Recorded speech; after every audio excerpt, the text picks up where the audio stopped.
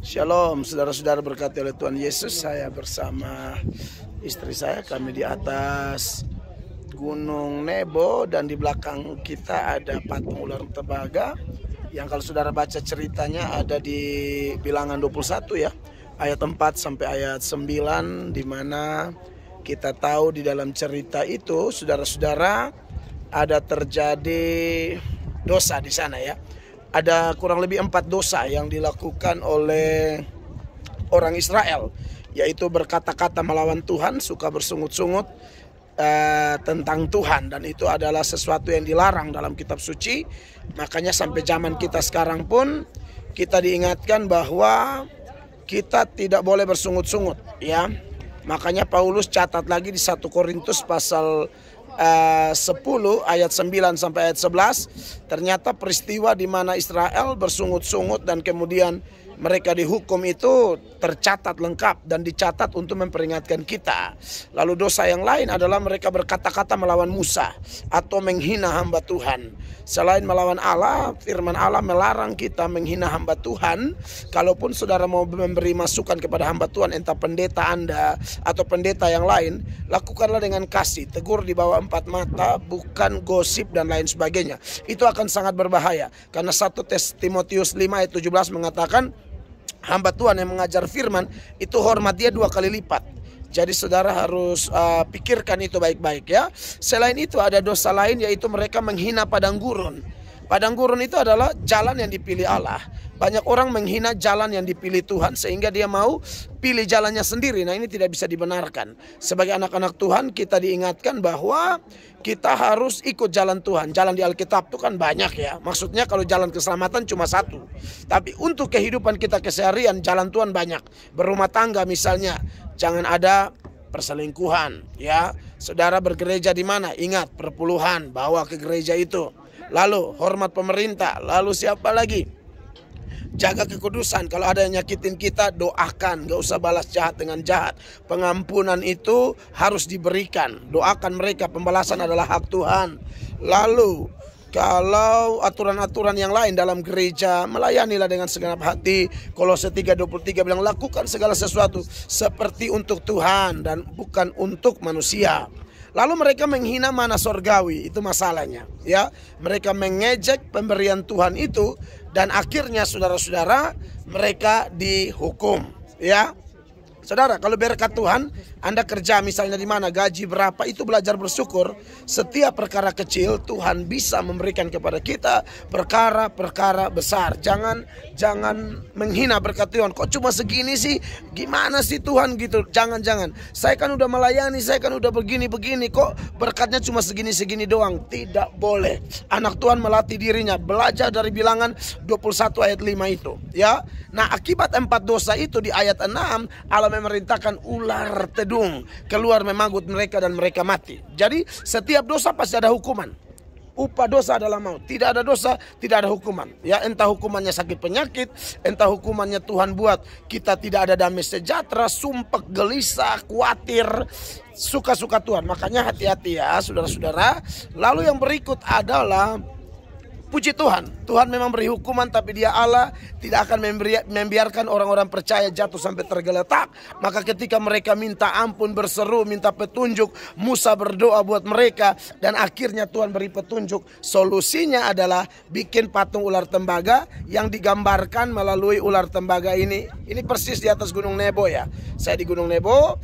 Nah, saudara-saudara, jadi kalau kita berdosa dan lain sebagainya, datang merendahkan diri di hadapan Tuhan, Dia Allah yang maha pengampun, maha pengasih. Alkitab berkata, sejauh timur dari barat Dia melemparkan dosa-dosa kita, bahkan jauh ke dalam tubir laut Allah membuang dosa-dosa kita. Jika kita mengaku dosa kita, Alkitab berkata Dia setia dan adil, Ia akan mengampuni kita dari segala dosa kita dan menyucikan kita dari segala kejahatan kita. Maka sebagai simbol dibuatlah patung ular tembaga. Dan menarik, patung ular tembaga ini ternyata hanya lambang. Lambang dari apa? Lambang dari Tuhan Yesus. Kalau Anda baca di Yohanes 3 ayat 14-15, sebagaimana Musa meninggikan ular di padang gurun, ini yang dimaksudkan. Seperti itulah anak Allah ditinggikan. Ular ini adalah satu-satunya jalan waktu itu. Tidak ada jalan lain. Mau sembuh dari racun ular, harus lihat patung ular tembaga ini ya. Tidak ada patung ular emas, tidak ada patung ular perak, tidak ada patung ular aluminium. Artinya apa? Hanya satu-satunya jalan. Begitu juga Yesus Kristus. Dia adalah satu-satunya jalan. Kalau Anda mau sembuh dari racun rohani yang bernama dosa, yang bisa mengantar kita ke neraka, jawabannya cuma satu. Datanglah pada Yesus, sebab Dia berfirman, marilah kepadaku semua yang letih, lesu, dan berbeban berat, aku akan beri kelegaan kepadamu. Maukah saudara datang kepada Yesus? Sebab tidak ada jalan lain. Engkau tidak bisa selamat dengan jasamu, engkau tidak bisa selamat dengan usahamu. Kita hanya percaya salvation by grace. Keselamatan karena anugerah, salvation by faith. So come to Jesus right now. Dan Anda akan lihat bagaimana di dalam Yesus kita yang lama akan menjadi baru, dan sorga akan menjadi pasti bagi kita. Amen. Saya sampaikan ini dari puncak Gunung Nebo, di mana semua orang datang berziarah ke sini. Namun ini kesempatan untuk memberi pesan bahwa Yesus adalah satu-satunya jalan. Tidak peduli masa lalu Anda, siapapun Anda, engkau berharga di mata Tuhan. Asal engkau datang pada Yesus. Haleluya. Saya tutup dengan tunjukkan suasana sekitar Nebo di mana ada patung ular tembaga ya. God bless you all. Wow, luar biasa. Saya lihat orang-orang ramai di sini. Di sana, di daerah itu tempat di mana Tuhan suruh Musa berdiri, dan kau lihat semua tanah itu tapi kau tidak akan masuk ya. Artinya sudah selamat, tetapi tetap harus jaga kekudusan hidup, hormati kekudusan nama Tuhan dimanapun kita berada. Haleluya. Ini Nabi Musa, bukan Abstef ya, sorry. Saya pikir Nabi Musa sudah bangkit ya. Tetap Abstef atok di situ ya. Di sana ada saudaranya Nabi Musa di sana ya. Aaron, sini. Aaron, Gitzkel, say hi. Iya. Ini istrinya Nabi Musa ada duduk di sini. Nabi Musa atok kalau yang ini. Nabi Musa atok. Itu ada saudarinya Nabi Musa namanya Ciheni ya. Dadu. Sini, Cek. Ini Aceh Musa pun sepupu dong semua. Ibro, say. Kita foto sebentar. Siap. Maksudnya, Bapak di situ? Iya, Oke, kita foto dulu. Ayo sama-sama yuk. Ya, 1, 2. Oke. Thank you. Ayo Giskal turun, pulang. Ayo. Mau foto berempat? Giskal, mari foto berempat, naik sini cepat. Ayo anak pintar. Cepat. Family picture right now. Ayo.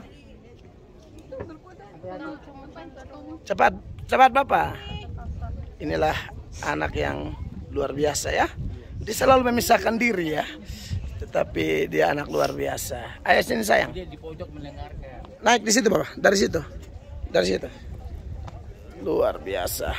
Oke, jadi video yang belakang ini hanya iklan ya, saudara-saudara ya. Ayo sini, kakak di tengah. Senyumnya dia senyum. Ularnya lihat kan Bu ya?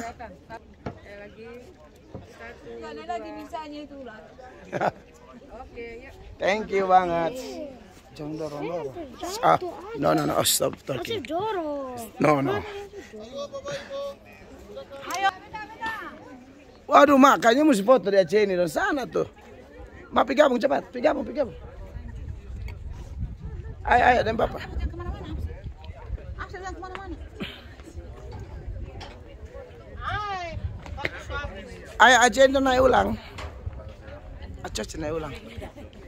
Aduh, dosa dahulu. Luar biasa. Ini foto keluarga. Iya. Jalan ke depan. Ya, oke, kita lanjut. Pemandangan dari sekitar Gunung Nebo ini luar biasa. Itu luar biasa. Wow. Ayo. Wow, ini luar biasa sekitar Tanah Moab di Gunung Nebo, saudara-saudara. Ya, kiranya video saya pada kali ini memberkati kita semua dari sekitar Gunung Nebo. Tuhan memberkati kita, Tuhan menguatkan kita, Tuhan memberkati kita sekalian secara luar biasa. Ya, tetap andalkan Tuhan, tetap memuliakan nama Tuhan. Luar biasa, Tuhan baik. Wow, dahsyat. Terima kasih buat semua saudara yang terus mendukung saya melalui pelayanan media. Kiranya selama saya ada di Jordan, di Israel, di Mesir, video-video yang kami lakukan bisa memberkati Anda. Sekali lagi dari lokasi Musa meninggal dan lokasi di mana ada patung ular tembaga, kiranya memberkati Anda semua. Sampai jumpa dalam video yang lain. Tuhan Yesus memberkati. God bless you all.